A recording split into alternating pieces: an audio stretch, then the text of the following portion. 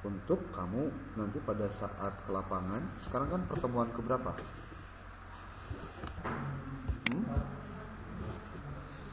Pertemuan 5. Masa sih? 1, 2, 3, 4, 5 genep sebenarnya. Oh 5 ya? 8, 15, 22, 29, 6 ya. Berarti pertemuan kelima. Nah, pertemuan ke-8 itu 5, 6, 7, 8 itu adalah mengumpulkan hasil UTS. Jadi kalau ini tanggal 6 sekarang tambah 7 berarti tanggal 13 bulan 10, lalu tanggal 20 bulan 10, lalu tanggal 27 bulan 10. Nah, ini adalah jadwal-jadwal. Kalau ini hitungannya adalah pertemuan pertama, kedua, ketiga, ini oke.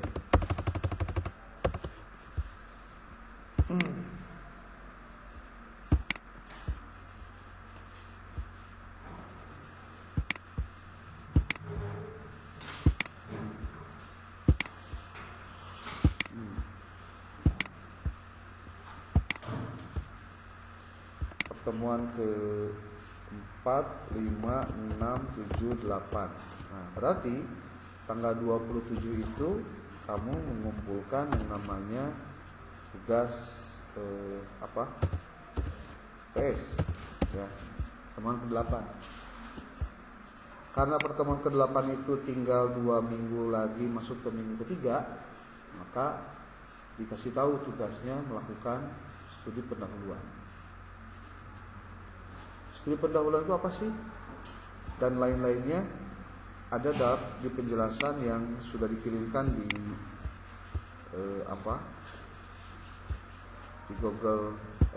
di riset GPT-nya.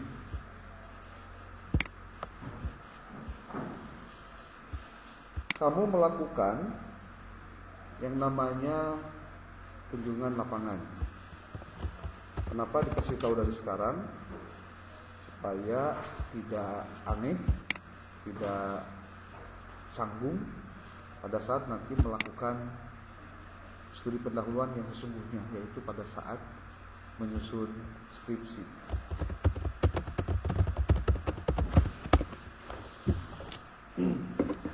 Yang barusan disampaikan kelompok 3 itu adalah materi yang dasar. Kenapa disebut dasar? Karena memahami penelitian itu dimulai dari memahami pendekatan penelitian. Setelah memahami tentang konseptualisasi masalah penelitian, masuk ke menentukan masalah penelitian, dan yang ketiganya adalah menentukan pendekatan penelitian. Akan sudah buatkan ini, nanti kita bantu di cek. Jadi pendekatan pasti beda dengan metode. Jadi kalau ada yang menggunakan istilah kuantitatif atau kualitatif itu adalah metode, dalam konteks riset itu kurang tepat. Yang tepat adalah istilahnya pendekatan. Pendekatan itu dibagi 3. Ada yang kuantitatif, ada yang kualitatif, ada yang mixed method. Mixed method itu gabungan. Ketiga ini memiliki kelebihan, memiliki kekurangan. Dalam penelitian di prodi PAI, khususnya di skripsi, penelitian itu pendekatannya bisa menggunakan kuali atau mixed method. Tetapi di skripsi tidak disarankan mixed method, tidak disarankan. Yang disarankan kalau tidak kualitatif ya kualitatif. Di Almas itu ada kebijakan pada saat penyusunan skripsi, boleh tentang kewahyuan, boleh tentang empirical lapangan, dan kajian kepustakaan. Tapi kalau kita bicara tentang di prodi PAI kamu belajar statistik, maka belajar statistik itu hakikatnya adalah cara untuk mengkaji di research kuantitatif. Karena statistik itu alat untuk menganalisis data. Nah, kuantitatif bedanya dengan kualitatif apa? Kalau di kuantitatif ini penelitian yang sifatnya tradisional, jadul. Yang pertama ada itu penelitian kuantitatif. Kita harus lihat dulu secara filosofisnya. Kuantitatif itu menggunakan azas atau filosofisnya adalah filosof positivisme. Sementara di kualitatif ini adalah pembaruan dari tradisional. Filosofinya menggunakan azas konstruktivisme. Sementara mixed method karena menganggap bahwa di kuantitatif ada kelemahan, di kualitatif juga ada kelemahan, dan dua-duanya juga memiliki kelebihan masing-masing, maka dia mencampurkan kuanti dan kualinya. Makanya di sini bagian dari cara untuk bahasa kita mah moderat gitu. Azasnya, azas itu artinya dasar pemikiran filosofisnya adalah pragmatisme. Jadi sudah berbeda dari paradigma berpikirnya. Yang satu positivisme, yang satu konstruktivisme, yang satu lagi pragmatisme. Dari cara berpikir ini berbeda, maka akan berbeda pula bagaimana mengukur kebenaran. Dalam kuantitatif, kebenaran itu sifatnya tunggal. Kenapa tunggal? Karena disebut benar jika ada syaratnya. Satu, harus ada metodenya. Dua, harus ada indikatornya. Yang ketiganya harus bisa terukur. Jadi awal mula ada penelitian kuantitatif bukan hitung-hitungan sebetulnya, tapi karena cara berpikir. Yang kemudian dari cara berpikir itu dituangkanlah ke dalam pemahaman bahwa berarti mesti dihitung, mesti diukur. Kebetulan juga ditemukan statistik, ada matematika, yang itu juga dari turunan-turunan filosofi positivisme. Pada akhirnya itu dijadikan sebagai alat untuk menganalisis datanya. Berbeda dengan di kualitatif. Kalau kualitatif melihat kebenaran itu sifatnya jamak. Jamak itu banyak. Kebenaran itu tidak berdiri sendiri. Kebenaran itu bisa dari sisi yang tidak terlihat sama sekali.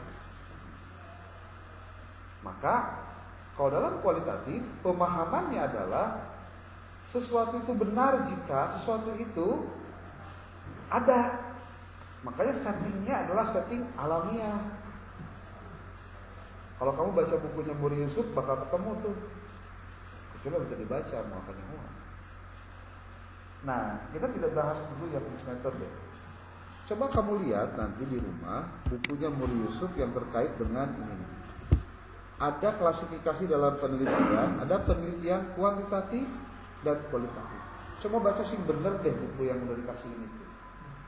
Ulah dianggap sepele referensi teh. Ya. Nih.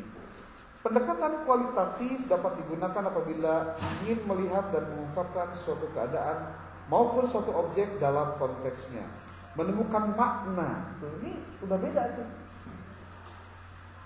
Atau pemahaman yang mendalam tentang suatu masalah yang dihadapi. Ini kalau ini mendalam. Kalau ibarat di sebenarnya digambarkan. Jadi kalau ini tuh begini. Nah, kalau positif itu ada sedikit tapi mendalam. Tapi di kuantitatif dia itu banyak karena yang dia hanya yang kecil-kecil. Nanti kita bisa berikan contoh-contoh. Nah, mana lagi? Nah, Sedangkan suatu pendekatan kuantitatif adalah apabila data yang dikumpulkan berupa data kuantitatif atau jenis lain yang dapat dikuantitatifkan dan diolah dengan menggunakan teknik statistik. Ingat ya, jangan ngomong begini. Apa yang disebut dengan penelitian kuantitatif? Kuantitatif adalah penelitian yang ada angka-angkanya, ada hitung-hitungannya. Salah gitu teh. Jangan dipahami begitu, ya, jangan dipahami begitu. Nah, di antara kedua pendekatan ini, janganlah a priori mengatakan bahwa yang satu lebih buruk daripada yang lainnya. Enggak juga. Bahkan ada yang memadukan mix method pendekatan kuantitatif dan kualitatif. Karena dia punya kelebihan dan kekurangan masing-masing. Kita lihat dari perbandingannya apa saja. Di penggunaan logika dari sisi ini lihat, kuantitatif positivisme kuantitatif. Nah, ada positivisme itu istilah lain dari konstruktivisme. Kemudian ada pragmatisme. Ini dari paradigmanya saja sudah beda-beda tuh. Ya. Kualitatif konstruktivisme. Coba bisa dilihat satu-satu. Ada positivisme, ada post-positivisme, ada pragmatisme, ada konstruktivisme. Diutamakan di kuantitatif, post-positivisme. Logikanya deduktif kalau untuk yang kuantitatif. Kalau kualitatif induktif. Kalau yang ini dipadukan dua-duanya. Dari sisi epistemologi itu adalah metode dan atau cara mendapatkan pengetahuan. Bagaimana cara mendapatkannya? Dualistik objektif, modifikasi dualistik, objektif dan subjektif, di sini subjektif. Penelitian kualitatif sangat subjektif. Kenapa? Karena bergantung penuh kepada si penelitinya. Si peneliti itu, kalau ada istilah dalam kualitatif, dia adalah instrumennya itu sendiri. Karena dimulai dari nyusun judul, dari masalah, dari nyusun proposal, dari nyusun instrumen, dia ke lapangannya, semuanya dikerjakan oleh si penelitinya. Sehingga pada saat dia mendapatkan datanya di kualitatif, maka sangat bergantung kepada kecerdasan, pengetahuan, pengalaman yang dimiliki oleh si peneliti itu untuk menafsirkan apa yang dia dapatkan. Beda dengan di kuantitatif. Di kuantitatif mah alat pengumpul datanya dengan angket atau dengan tes Si peneliti hanya memastikan bagaimana alat-alat angket dan tesnya ini valid dan reliable. Makanya ada yang disebut dengan uji validitas dan reliabilitas. Ketika alatnya sudah oke, sudah fix, maka alat ini ketika dibagikan dapat angka, dapat data, maka data inilah yang diolah si penelitinya sendiri. Muncul bahasa gampang nama. Intinya gawean langsung pengolahan data itu naon. Contoh nih, karena dia punya keterbatasan pemahaman, ngolah data mah ku batur we. Kan batur mah tinggal input kumpul angkana, masukkeun pakai rumus, keluar hasilnya. Selesai. Jadi artinya bisa tidak oleh si peneliti, boleh untuk orang lain. Di kuantitatif. Di aksiologi bebas nilai, nilainya terbatas. Ini pembahasan kalau dijelaskan juga jadi panjang, nanti waktunya terlalu habis. Sekarang dilihat di tabel 2.2 ada perbedaan penelitian kuantitatif, kualitatif dan gabungan. Kalau dihitung di sini ada kurang lebih 18 perbedaan kuantitatif dan kualitatif. Dari mulai peran teori, pendekatan ilmiahnya bagaimana. Di kuantitatif itu menguji teori, deduktif atau top down. Ingat, kuantitatif itu ada hipotesisnya. Lamun hipotesisnya berarti si peneliti harus menguji hipotesisnya. Sementara di kualitatif dia induktif, bottom up, dari bawah ke atas. Dalam rangka apa? Ngumpulin datanya dulu, Maka kalau dalam penelitian kualitatif, boleh jadi kamu sudah bab 3 atau bab 4, tapi pada saat yang sama temuan kamu menunjukkan sesuatu yang tidak sama dengan fokus dan subfokus penelitian. Bisa ganti judul, bisa ganti metode, bisa ganti fokus dan pembahasan. Sangat mungkin terjadi. Tetapi jika dalam kuantitatif, dari awalnya harus sudah ajib. Gimana tukang abdi yang apal kumaha nu kuanti nu kumaha kuali? Coba contoh skripsi nu aya dibaca. Kumaha carana gampang, daya nama zaman geus canggih. Kamu tinggal asup karena digilit nih, digilit. Mau Sunan Gunung Jati boleh. digilit.winsgd.ac.id. Udah masuk di sini, kamu masuk di bagian browse. Masuk ke division. Ini udah division sebenarnya. Division itu bicara tentang fakultas dan jurusan. Kamu cari yang PAI, di sini ada pendidikan agama Islam. Ada 2012 jumlah bisa skripsi ataupun yang lainnya, ya tidak hanya skripsi, bisa tesis, bisa disertasi.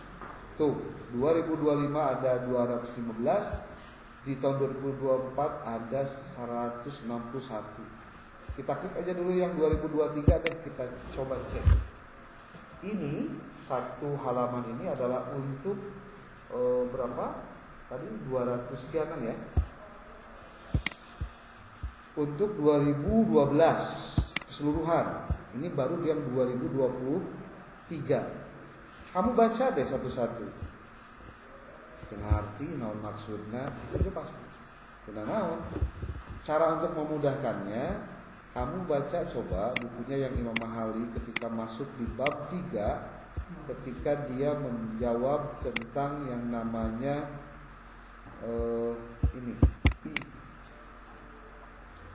tentang penyusunan topik, tujuan dan topik, tema dan judul. Sudah pernah ya?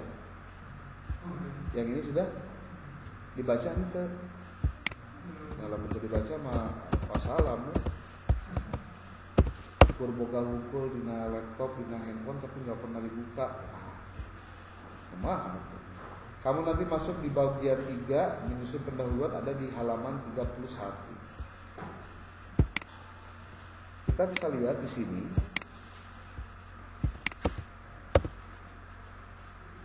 Nih, ada yang merancang istilahnya nih bagian 3, merancang topik, tema dan judul penelitian.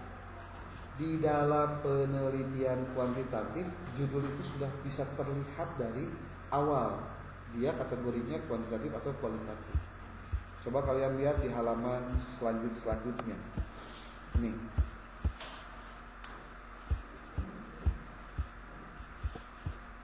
Judul itu ada yang deskriptif. Ini kuantitatif. Contohnya, efektivitas model pembelajaran kooperatif tipe Teams Games Turnamen pada siswa kelas 7 SMP Sahabat Seperti Jakarta. Nanti presenter jangan memberikan contoh-contoh yang tidak ada hubungannya dengan pendidikan.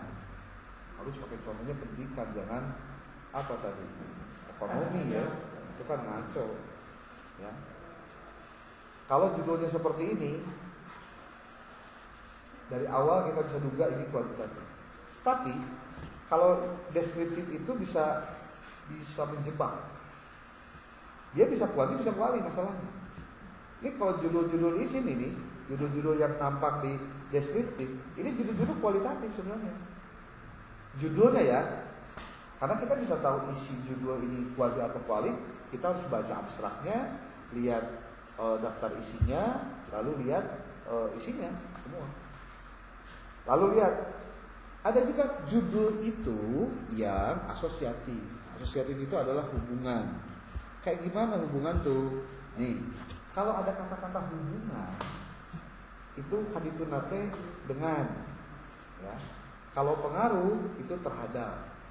Ulah dibalik, hubungan terhadap tapi pengaruhnya dengan, kan ya dibalik. Contoh yang hubungan antara gaya kepemimpinan kepala sekolah dengan efektivitas program pembelajaran di SMP Negeri Yogyakarta. Kalau ada judul-judul hubungan dengan itu bisa dipastikan besar kemungkinan kuantitatif. Termasuk ketika judul penelitiannya kata-kata pengaruh. Ini sifatnya korelasional. Korelasional itu pengaruh. Judul penelitian pengaruh atau korelasional adalah judul penelitian yang memaparkan pengaruh dua variabel atau lebih. Variabel itu kan nanti di kelompok berapa dibahas. Ada yang variabel itu X, yang Y.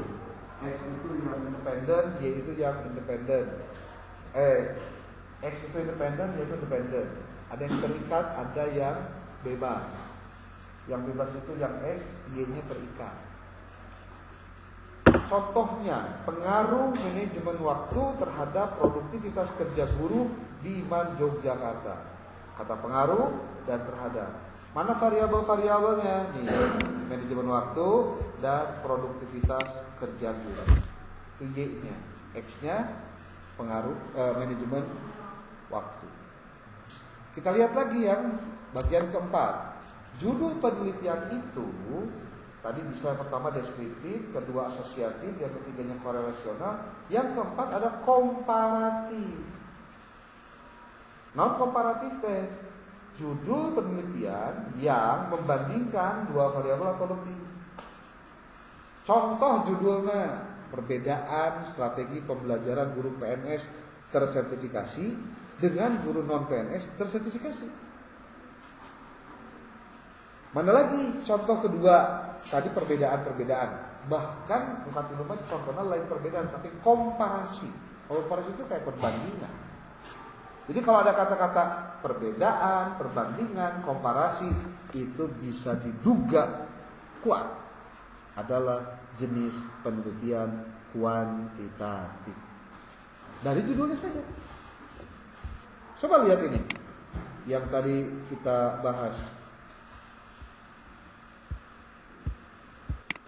Nih lihat, Abdurrahman Asep, pengaruh intensitas komunikasi orang tua terhadap dengan anak terhadap prestasi belajar mereka pada mata pelajaran PAI. Penelitian pada kelas 11 MAN 2 Kota Bandung. Coba dilihat. Itu kata-katanya pakai apa? Pengaruh. Bisa diduga judul ini termasuk menggunakan pendekatan yang kuantitatif dari judulnya saja. Tapi lihat yang kedua, Abdurrahman Ihsan. Integrasi pendidikan agama dan umum menurut Muhammad Nasir. Kira-kira kuantitatif atau kualitatif pendekatannya? Kuanti atau kuali? Kualitatif. Kalau nggak percaya kita buka ini. Benar ke kualitatif? Bakal muncul di dalam penulisan abstraknya. Nah ini penelitian, coba ditulis langsung kualitatif. Tuh, tinggalin kualitatif. Penelitian ini termasuk penelitian kepustakaan, library research, yaitu penelitian yang mengumpulkan berbagai informasi baik dari buku, jurnal, majalah, dan bahan dokumen. Alasan peneliti menggunakan penelitian kualitatif ini, datanya diambil dari buku Kapitas Rekta 1, 2, dan 3. Penelitian kualitatif ini dipandang relevan dengan fokus penelitian dan dipertegas dengan hasil penelitian terdahulu sebagai bahan rujukannya. Tuh, bener kan kualitatif? Dari judul buku ini. Dan seterusnya, dan seterusnya. Kalau kata-kata ini nih, intensitas siswa mengikuti kegiatan budaya religius, hubungannya dengan kedisiplinan. Kira-kira kuantitatif atau kualitatif? Kuantitatif. Dari judul itu sudah kelihatan.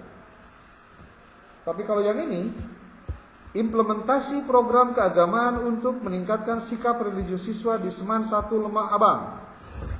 Kuanti atau kuali? Hah? Kualitatif. Kenapa pakai kualitatif? Hubungan, pengaruh, perbandingan. Kita gampang.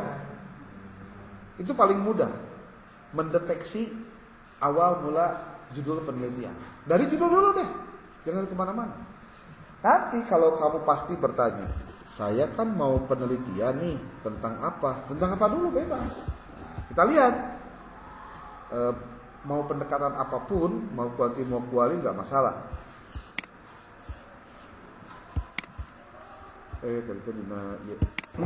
Nih, aku kan semester 5 prodi PAI di STL Mas Surya Sukabumi.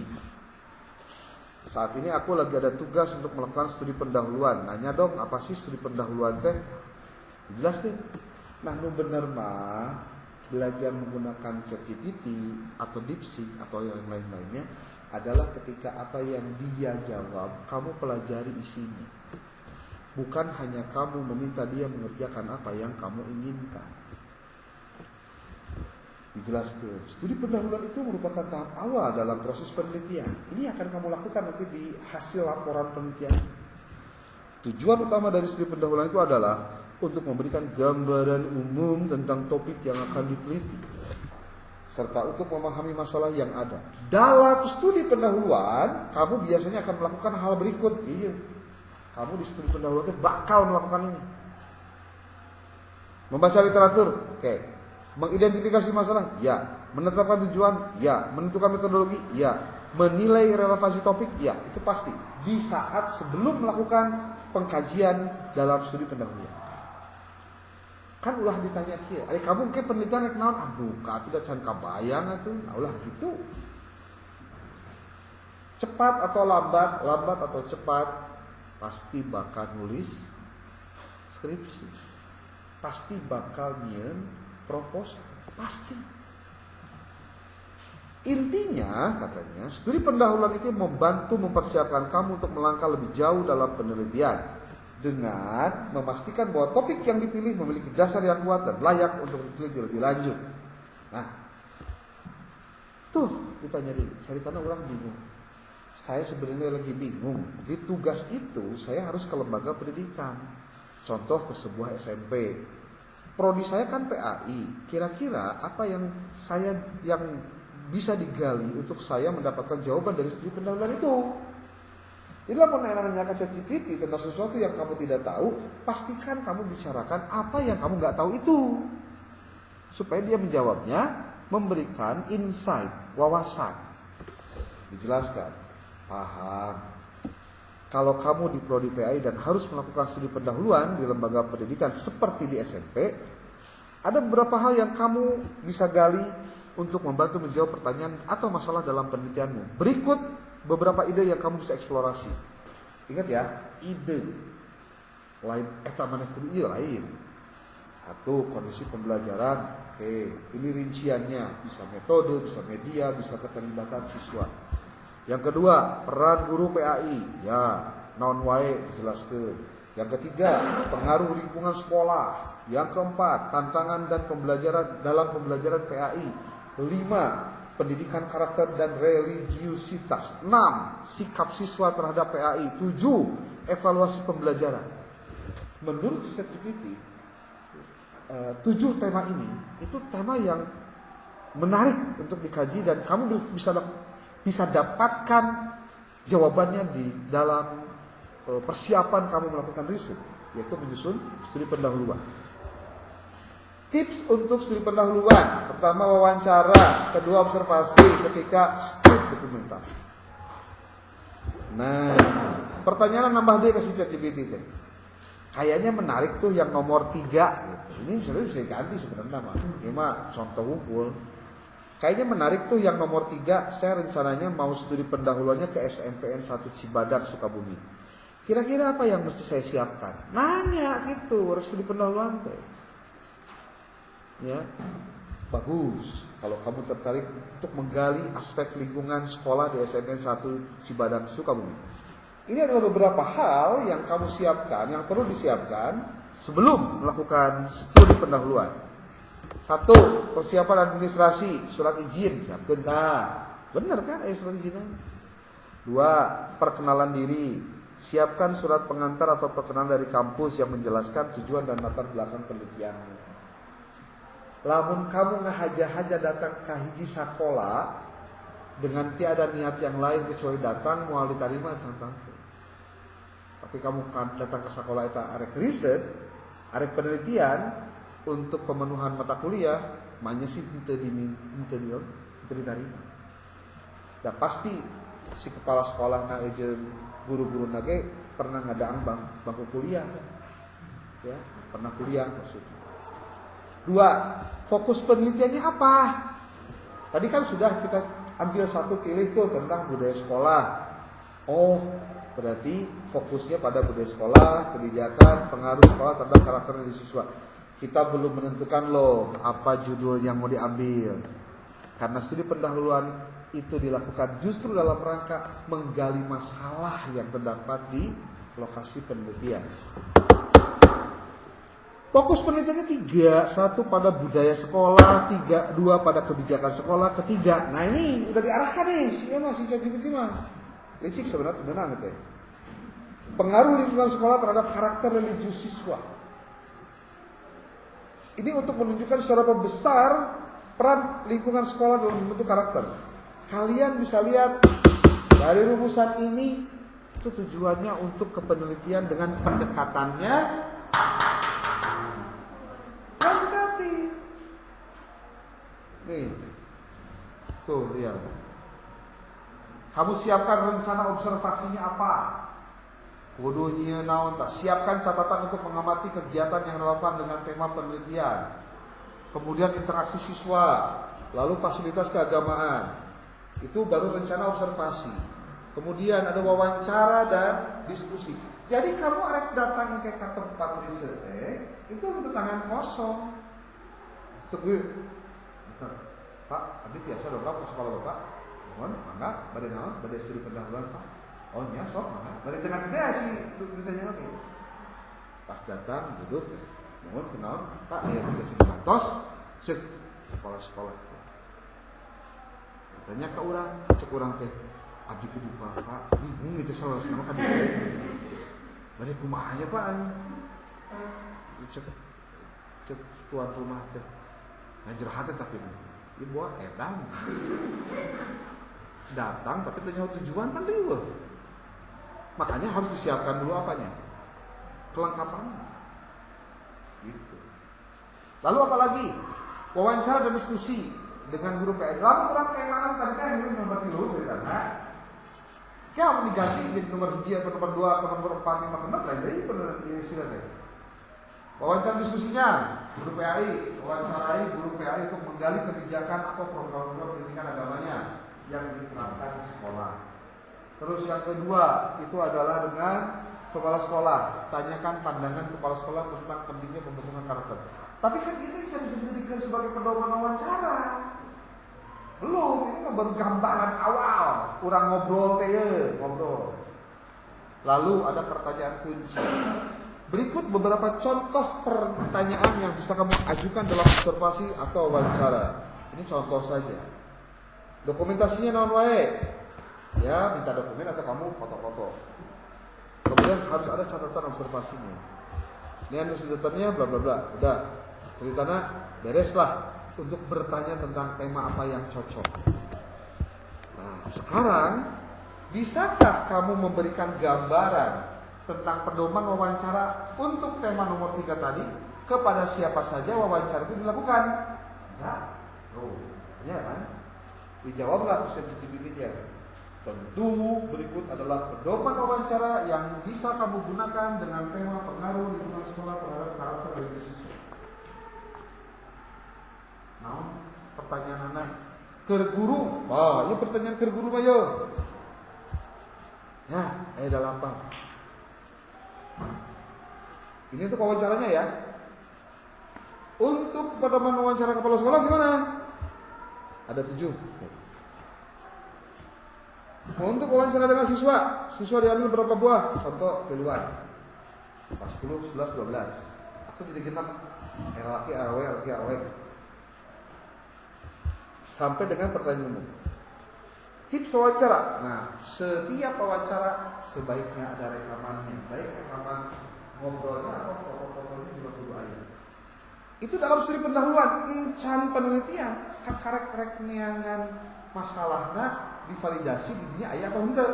Ceritana urang teh hayang penelitian tentang budaya sekolah dengan karakter religius urang teh. Datang ke sekolah eta. Tepat henteu? Ingat, studi pendahuluan nanti bisa memberikan jawaban apakah tema penelitian yang kamu ajukan rencananya itu cocok atau tidak di sekolah itu, bisa dilakukan atau tidak di sekolah itu, bisa dilanjutkan atau tidak di sekolah itu. Kalau ternyata pas kamu wawancara ternyata naon nu dibahas ieu teh kamu jangan paksakan penelitian dirinya. Lamun arek mawa tema tentang budaya sekolah dan karakter, kecuali kamu ambil yang lainnya. Lamun hayang sekolahna di dinya. Boa-boa di sekolah eta mah memang tepas pertanyaan K7 teh nu K3 teh cocokna nu K4, cocokna nu K5 gitu. Oke. Tadi kan wawancara udah. Terus observasi kumaha pedomanana? Di bejaan deui itu. Ini pedoman deui. Lamun observasi, kamu kudu mencatat hal-hal yang diminta ditanyakan di sini. Apa yang harus diamati? Nih, apakah ada kegiatan keagamaan rutin yang diadakan di sekolah? Misalnya, sholat berjamaah, tadarus Al-Quran, pengajian, ceramah agama. Itu kamu harus tulis hasilnya setelah kamu melihat di lokasi penelitian ada atau tidak hal-hal itu. Makanya studi pendahuluan boleh jadi lebih dari 1 kali. Minimal 3 kali. Untuk apa? Mendapatkan datanya tidak hanya dari wawancara, dari observasi. Observasi itu apa? Pengamatan. Namun diamati ku panon maneh, tah hal-hal ieu aya catat, eueuh tuliskeun. Tidak terdapat kegiatan apapun. Salat berjamaah enggak ada, karena masjid juga enggak ada, tadarus qomo, pengajian enggak ada, selawat juga enggak ada. Selesai. Kalau memang tidak ada apakah memang belum dilaksanakan karena belum waktunya, atau pas kamu ninggalin aya foto-foto kegiatan Isra Mi'raj, bisa jadi nonton evidence, bukti naonana foto-foto tadi. Nih, peran guru dalam pembentukan karakter religius, lingkungan dan fasilitas keagamaan. Apalagi habis ya? Habis ya? Habis. Intrasosial, pokoknya kayak kau dikirim lagi, oke? Kamu di rumah buka file itu untuk dipelajari. Nanti siapkan pedoman wawancaranya, siapkan pedoman observasinya, dan siapkan juga pedoman studi dokumentasinya. Sebelum kamu ke lapangan mencari hasil wawancara, kamu baca bukunya Suharsmi Arikunto bab 6, judulnya Studi Pendahuluan. Di situ ada penjelasan apa itu studi pendahuluan. Ada 3 P, gitu ya. Ada people, ada person, ada people atau person, ada place, dan ada paper.